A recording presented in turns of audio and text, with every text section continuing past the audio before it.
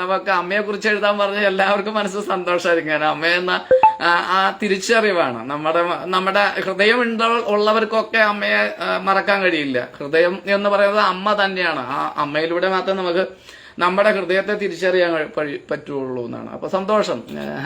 അമ്മയെന്ന നമുക്ക് ആദ്യമായിട്ട് ഞാൻ വായിക്കുന്നത് നമ്മുടെ ജിബുമോൻ എഴുതിയ അമ്മയെ കുറിച്ചുള്ള അദ്ദേഹത്തിന്റെ ഒരു വരികളാണ് ആദ്യം വായിക്കുന്നത്.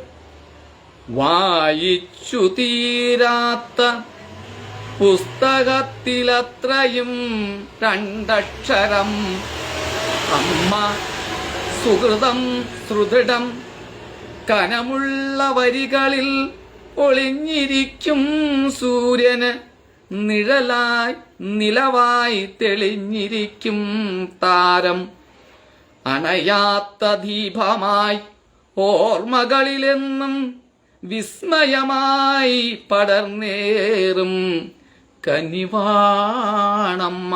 ജിബുമോന് ഭംഗിയായിട്ടാണ് അമ്മയെ കുറിച്ച് അല്ലെ സുഹൃതമാണ് എന്ന് പറയണം. സുഹൃതം സുദൃഢം എന്നൊക്കെ പറഞ്ഞിട്ടാണ് അദ്ദേഹം വരികളിൽ എന്താ പറയുക ഒളിഞ്ഞിരിക്കും സൂര്യൻ നിഴലായി, അതായത് സൂര്യനായിട്ട് അച്ഛനാണ്, അച്ഛനെ നിഴലായി നിലാവായി തെളിഞ്ഞിരിക്കുന്നത്.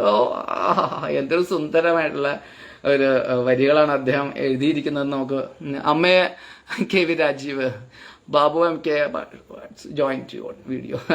സന്തോഷം. അതെ അമ്മയെ കുറിച്ച് നമുക്ക്